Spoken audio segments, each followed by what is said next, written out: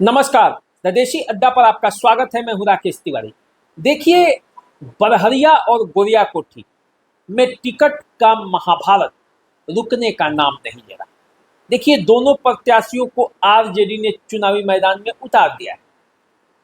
यहां से कई दावेदार थे। बच्चा पांडे का टिकट बरहरिया से काटा गया, वहां पे अरुण गुप्ता को उतारा गया और गोरिया कोठी से जो पिछले बार की उम्मीदवार थी नूतन वर्मा, उनका टिकट काटा गया और अनवारुल हक दरबार को चुनावी मैदान में उतार दिया गया। अब इसके बाद से ही गोरिया कोठी और बरहरिया के टिकट का महाभारत छिड़ा हुआ है। आरोप और प्रत्यारोपों का दौर जारी है। ताजा आरोप और प्रत्यारोप लगाए हैं कौन? तो कुंवर वाहिनी के अध्यक्ष जितेंद्र स्वामी ने। जितेंद्र स्वामी ने कहा है कि दोनों टिकटों को किसी ने बेच दिया है। कौन बेचा है, खुद जितेंद्र स्वामी से सुन लीजिए। हम तो सीधे सीधी जिस पर आरोप लगा रहे हैं उसका नाम रख रहे हैं। हम आरजेडी और भाजपा की बात नहीं कर रहे हैं। हम कह रहे हैं कि जिन लोगों ने यह प्लानिंग किया, दो ब्राह्मण आपके विधायक थे इस जिला से, उनका टिकट काट दिया गया। कुशवाहा लड़ा था, मुन्ना वर्मा को मैंने टिकट दिलवाया था उसके पहले, और मुन्ना वर्मा के बाद उनकी पत्नी नूतन वर्मा चुनाव लड़ी थी, जो बड़ी कम मतों से, लगभग 7-8 हजार मतों से अगली बार चुनाव हार गई। उनका भी पता साफ कर दिया गया। जिला अध्यक्ष विपिन कुशवाहा वहां उम्मीदवार था। कई लोग उम्मीदवार थे जो उस ब्लॉक में काम करते थे, उस क्षेत्र में काम करते थे, लेकिन उनको काट करके किसको लाया गया?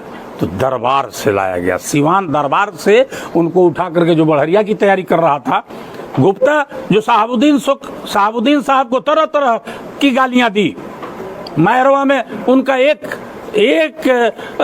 कर्म नहीं छोड़ा, उनकी धज्जियां उड़ा दी, और पैसा लेकर के यही हीना साहब और बिहारी चौधरी ने उसको टिकट बड़हरिया दिलवा दिया और दरबार वाले को गोरिया कोठी दिलवा दिया। सारा समीकरण ध्वस्त हो गया। सिटिंग एमएलए महागठबंधन के विजय शंकर दुबे थे, जितना ही खराब हो, लेकिन वह उनका टिकट काट करके और कांग्रेस का नस्तानाबूद कर दिया गया। बड़हरिया में बच्चा पांडे का टिकट काट करके, और जो भाजपाई था, जो और बिहारी चौधरी को, साहबुद्दीन साहब को जो गाली देते रहा, उससे पैसा लेकर के बड़हरिया टिकट दे दिया गया। एक यादव को भी बलि चढ़ाया गया, हरिशंकर यादव को बड़हरिया लड़ाया जा सकता था, उनको शिफ्ट किया जा सकता था, वे बुजुर्ग व्यक्ति थे। तो एक यादव की भी हत्या की गई, राजनीतिक हत्या की गई।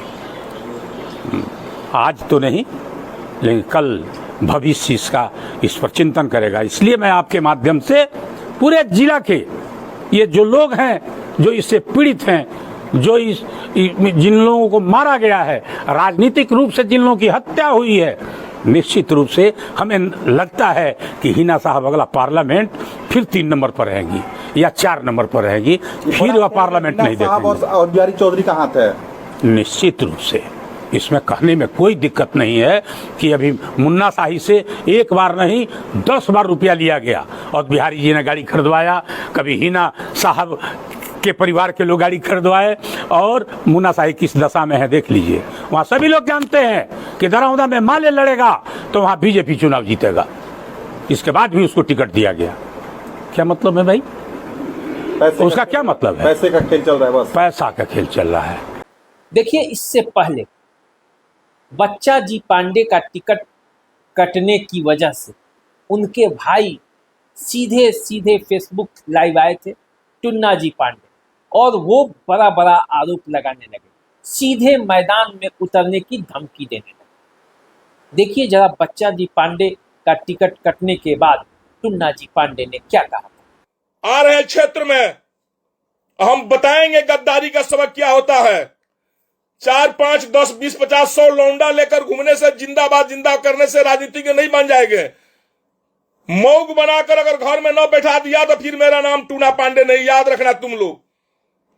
हमें अपने पोस्ट की चिंता नहीं है, हम पोस्ट की संतुष्ट हैं, पैसा कौड़ी पोस्ट सारे चीज से, कभी हमको लालच नहीं पाता है। लेकिन वैसे हमको पता नहीं था कि ऐसे गद्दारों के साथ हम सहयोग इतना दिन से गद्दारों करके समय आने पर एक गद्दारी दे देगा, ऐसा हमें विश्वास नहीं था। लेकिन गद्दार जी, आप लोगों को आपका गद्दारी मुबारक। आपको टूना पांडे बख्शेगा नहीं। आप क्या समझ रहे हैं टूना पांडे को? अरे तुम्हारे बाप के साथ लोग गद्दारी करेगा, तुम बर्दाश्त कर लेगा। तुम्हारे मां के साथ लोग गद्दारी करेगा, तुम बर्दाश्त कर लेगा, क्योंकि तुम्हें पैसा चाहिए और पोस्ट चाहिए। टूना पांडे के किसी परिवार, किसी भाई के साथ कोई गद्दारी करेगा, टूना पांडे उसको क्षमा नहीं कर सकता है। परिवार से बढ़कर कोई नहीं है। माँ बाप तो परमपिता परमेश्वर है। माँ बाप की तो बात ही छोड़ दे। तुमको धिक्कार है तुम्हारे जिंदगी के ऊपर। तुम पैसा और पोस्ट पाने के चक्कर में अपने परिवार के साथ गद्दारी किया, अपने बाप माँ का जमीन तुमने गिरवी रख दिया। टूना पांडे वैसा नहीं है। टूना पांडे आएगा मैदान में, और तुम्हारे जैसे नौसिखिए लोग जो भी गद्दारी करने वाले लोग हैं उसको बख्शेगा नहीं। देखिए, ये दोनों आरोप और प्रत्यारोप तो चल ही रहे, लेकिन इस क्षेत्र में कई पुराने नेता हैं जो अभी आरजेडी का विरोध भी कर रहे हैं, और कई ऐसे हैं जो आरजेडी के समर्थन में अब धीरे धीरे वापस भी आ रहे हैं। लेकिन कुल मिलाकर दोनों क्षेत्रों में चुनावी महाभारत अभी जारी है, क्योंकि अब बरहरिया से जो आरजेडी के प्रत्याशी हैं उनके कई पुराने वीडियो अब सोशल मीडिया पर वायरल किया जा रहा है, उसे दिखाया जा रहा है और बताया जा रहा है कि वो कहाँ थे, उनकी निष्ठा कहाँ थी, और आरजेडी ने कैसे व्यक्ति को टिकट दिया है। जरा एक बार वो भी देख लीजिए। 20 मित्रों की हत्या हुई साहबुद्दीन के द्वारा, सुरेश यादव के द्वारा, लेकिन वो लोग भी अपना मैरवा व्यवसायियों पर अत्याचार नहीं कर पाए। उसका एक यही कारण था रमेश सिंह कुशवाहा की लड़ाई। तो देखा जा रहा है कि हवा चल रहा है कि सभी व्यवसायी वर्ग के लोग जो है हीना में हुए। ये तो सोशल मीडिया के ऊपर से ही चलाया जा रहा है, जबकि कोई व्यवसायी भूला नहीं है साहब को। जो व्यवसायी को एक झंडा टांगने पर हत्या हुई थी, आज भी उनके घर पर कब्जा है। आज भी सिवान के लोग जाकर देखें, छठी बाबू मरवाड़ी के घर के ऊपर आज भी कब्जा है, जो मुस्लिमों का कब्जा है, जो साहब के लोगों का कब्जा है। अपना बता दीजिए। अरुण कुमार गुप्ता। देखिए, गोरिया कोठी से विपिन कुशवाहा जो आरजेडी के जिलाध्यक्ष थे, वो चुनाव लड़ना चाहते थे, वो इस्तीफा दे चुके हैं। इस्तीफा देकर अब वो मैदान से बाहर हैं, लेकिन उनकी लड़ाई जारी है। अब देखना ये है कि कब वो फिर से आते हैं और अनवारुल हक दरबार को अपना समर्थन देते हैं या नहीं देते हैं। लेकिन पूरा गोरिया कोठी और बरहरिया, ये दो क्षेत्र ऐसा है जहां चुनावी महाभारत जारी है, बयानों पर बयान दिए जा रहे हैं। इधर महाराजगंज में अभी विरोध कम नहीं हुआ। विशाल जायसवाल को कांग्रेस के विधायक का टिकट काटकर आरजेडी ने चुनावी मैदान में उतारा है, तो आरजेडी के ही कार्यकर्ता राजकिशोर गुप्ता चुनावी मैदान में, और चुनावी मैदान में निर्दलीय प्रत्याशी के तौर पर उतरकर वो विशाल जायसवाल को ललकार रहे हैं। राजा सिंह, बिंदेश्वरी सिंह, रामकृपाल सिंह, सुंदर सिंह, सरयू सिंह, हीना सिंह। अब महाराजगंज में, जो कि महाराजगंज विधानसभा क्षेत्र का बगरगांव है, अब महाराजगंज जो शहर का बात है, हमारे दादा का नाम सुखदेव प्रसाद है। देखिए इसमें लिखा हुआ है सुखदेव प्रसाद, और सुखदेव प्रसाद की माता जी यानी कि हमारी परदादी, तो जिसका दादा, जिसका परदादा स्वतंत्रता संग्राम की लड़ाई करने में मुख्य भूमिका निभाया हो, अगर आज उसका पोता खड़ा होकर महाराजगंज की सेवा करना चाहता है, जनता से आशीर्वाद मांगना चाहता है, आप बताइए बिहार की क्या हालत है। यहाँ लोग नेता बनता है, आप विधायक बन के सैलरी टीए डीए बढ़ा करके, यहाँ तो जो हार जाता है उसका भी पेंशन बंद नहीं होता है। बिहार सरकार कर्जा में है। हम आप लोग के माध्यम से घोषणा करना चाहते हैं कि हमारे दादा जिस तरह देश का रुपया नहीं खाए, पेंशन नहीं खाए, आज हम उनके आशीर्वाद से उतना संपन्न है कि बिना सैलरी के हम विधानसभा में जा करके विधायक बन के रहेंगे और महाराजगंज की जनता का सेवा करेंगे। उतना रुपया हम बिहार सरकार को दान करेंगे कि हमारे क्षेत्र की जनता का विकास हो सके। तो देखिए, इन सभी गतिविधियों से बरहरिया, गोरियाकोठी और महाराजगंज, इन तीनों विधानसभा क्षेत्रों का राजनीतिक तापमान गर्म है। एक दूसरे पर आरोप प्रत्यारोप का दौर भी जारी है। आज दीपावली है और दीपावली के दिन नेता घूम रहे हैं, लोगों को मनाने का प्रयास कर रहे हैं और इसी प्रयास में देखिए क्या नतीजे निकलते हैं।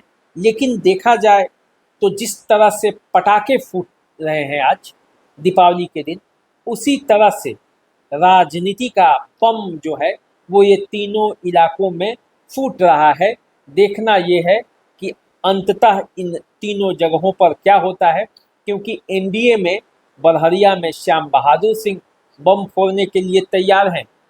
गोरियाकोठी में तो देवेश कांत सिंह के खिलाफ कोई चुनावी मैदान में नहीं उतरा है, लेकिन महाराजगंज में हेमनारायण शाह के खिलाफ भी बीजेपी के आशीष रंजन सिंह चुनावी मैदान में कूद गए हैं। नीतीश द्विवेदी भी निर्दलीय प्रत्याशी के तौर पर चुनावी मैदान में हैं। यहाँ से सुनील राय को जन सुराज ने चुनावी मैदान में उतार दिया है। तो फिर चुनावी फिजा क्या होगी?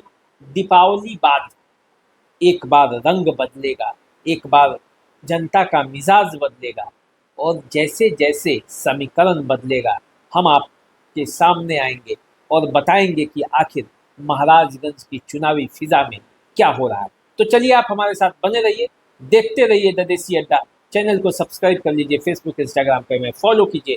अभी दीजिए इजाजत, नमस्कार।